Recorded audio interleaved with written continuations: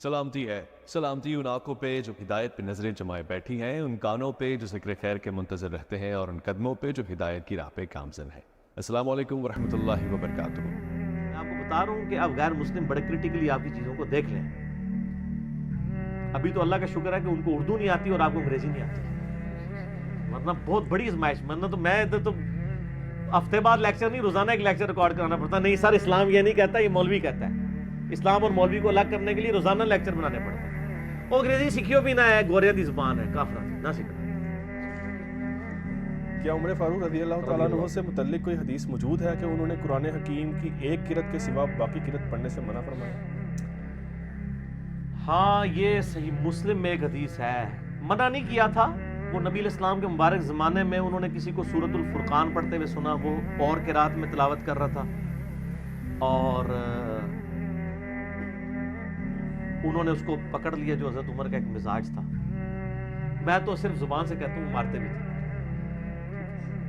تو وہ ان کو پکڑ کے، یعنی وہ آتا ہے کہ ان کے گلے میں ڈال کے نا، وہ ان کی چادر پکڑ کے گھسیٹتے ہوئے حضور کے پاس لے آئے اور کہا، یا رسول اللہ، اس کو دیکھیں ایسے قرآن پڑھ رہا ہے۔ آپ نے سنا، آپ نے تحسین فرمایا ٹھیک پڑھا ہے۔ حضرت عمر نے کہا، یا رسول اللہ، میں نے تو سورہ فرقان آپ سے اس طرح پڑھی ہوئی ہے، یہ اس طرح پڑھا۔ تو آپ نے پھر بتایا کہ اللہ تعالیٰ نے یعنی قرآن جب نازل کیا ایک قرات کے اندر، میں نے اللہ سے ریکویسٹ کی میری امت کے لیے آسانی کر دے۔ یعنی ڈائلیکٹس، جس طرح آج بھی پنجابی کے کئی ڈائلیکٹس ہیں نا، ہند کو کے قریب جو والی پنجابی آپ ذرا، یعنی ادھر ہم کہتے ہیں ادھر آ، وہ کہتے ہیں ادھر آ، تو یہ فرق ہے نا، ٹھیک ہے نا۔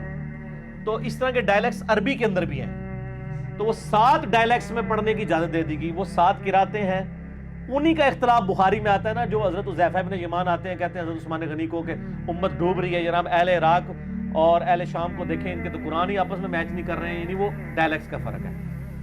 تو حضرت عمر نے حضرت عثمان نے قریش کی قرات کو ریٹن فارم میں رکھا، جو ہمارے پاس آج بھی مصحف موجود ہے۔ لیکن وہ قرات چونکہ اللہ نے نازل کی تھی، وہ ختم تو نہیں ہو سکتی تھی۔ وہ 7 عشرہ کا کورس آج بھی قاری کرتے ہیں۔ ایون آپ اگر سوڈان میں چلے جائیں، وہاں تو آفیشل نماز کے اندر وہ قرات پڑھی جاتی ہے۔ یہاں بھی ایک دن وہ ایک مسجد میں نماز پڑھنے گیا مغرب میں نا، انہوں نے بھی کام جڑے نے چوک کے رکھا، انہوں نے دوسری قرات ہی پڑھ چھڑا، جناب لوکل ہو گئے، انہوں نے کہا قرآن ہی بدلتا ہے۔ یعنی وہ اس میں پڑھتے ہیں نا الرحمن الرحیم مالک یوم الدین، والضحیٰ کو پڑھتے ہیں والضحی واللیل اذا سجے، ٹھیک ہے، سجا کو سجے۔ تو یہ یعنی ڈیفرنٹ ڈائلیکٹس ہیں، یہ 7 ڈائلیکٹس ہیں۔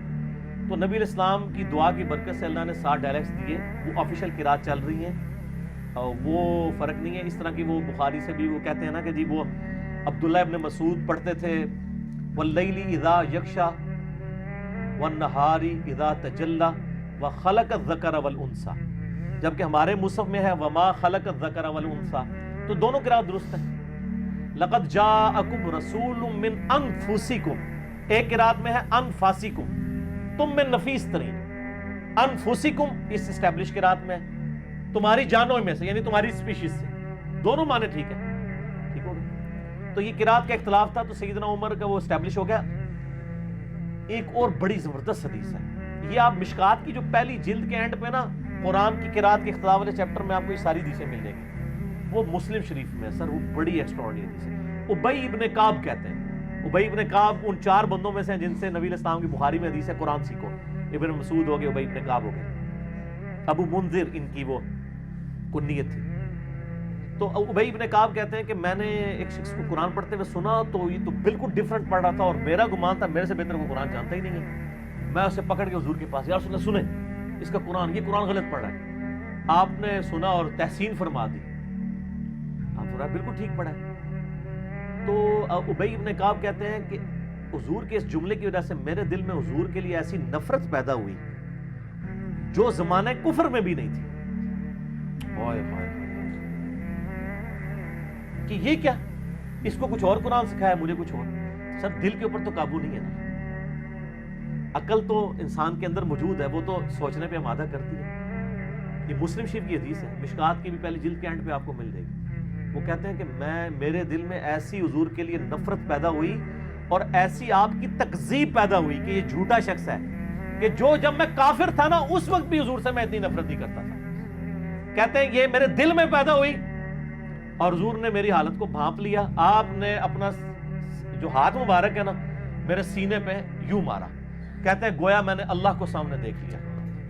ایسی میرے پہ کیفیت طاری ہو گئی، یعنی حضور کا وہ یہ تصرف تھا، یعنی وہ اللہ نے وحی کے ذریعے بتایا، حضور کا ہاتھ رکھنے کی دیر تھی۔ وہ کہتے ہیں کہ میری یہ حالت ہو گئی گویا کو میں خدا کو اپنے سامنے دیکھ رہا ہوں۔ انہوں نے جو منظر دیکھا ہے وہ اب وہ اس کی یعنی منظر کشی نہیں کر سکے۔ ان کے گویا کہ میں جیسے خدا کو دیکھوں نا تو مجھے یقین آ جائے کہ خدا ہے، اس طرح کا مجھے یقین آ گیا کہ اللہ کے پیغمبر ہیں۔ اور پھر جب یہ کیا تو میری وہ حالت کافور ہو گئی۔ سر یہ جو تصرف ہے نا یہ آج تو اویلیبل نہیں ہے نا، اسی لیے بینیفٹ آف ڈاؤٹ آج امت بہت دور ہے حضور سے۔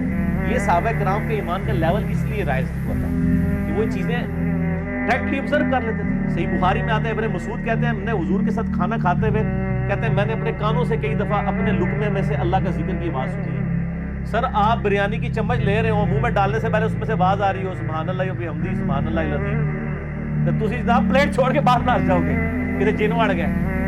یہ جو آبزرویشن دو صحابہ کرام کرتے تھے، جیسے ہی مسلم میں آتا ہے جابر بن عبداللہ کہتے ہیں میں حضور کے ساتھ سفر میں تھا تو حضور نے یعنی پیشاب کے لیے جانا تھا، تو آپ نے فرمایا جابر وہ جو دو درخت ہیں ان کو حکم دو کہ میں نے بھیجا ہے اوپر۔ تو وہ کہتے ہیں میں نے دیکھا درخت جڑوں سمیت چیرتے ہوئے اکٹھے ہوئے اور حضور کے لیے اوٹ بنائی، میں نے پیشاب یعنی نبی اسلام نے کیا، پھر کہتے ہیں میں پردے میں یعنی میں نے پانی دیا، حضور جب فارغ ہوئے آپ نے درختوں کو حکم دیا واپس اپنی جگہ پہ چلے۔ یہ کہتے ہیں میں نے خود دیکھا۔ بخاری مسلم میں کہ نبی اسلام کی مبارک انگلیوں سے پانی کے چشمے جاری ہوئے، ایک پیالے میں سے 1400 صحابہ نے پانی پیا، جانوروں کے لیے اسٹور کیا۔ یہ جو ایمان کا لیول تھا نا سر، اس کے سامنے رومن اور پرشین امپائر تو نہیں کھڑی ہو سکتی۔ ان کو تو کوئی شک ہی نہیں تھا کہ اللہ کے پیغمبر ہیں اور غالب ہوں گے۔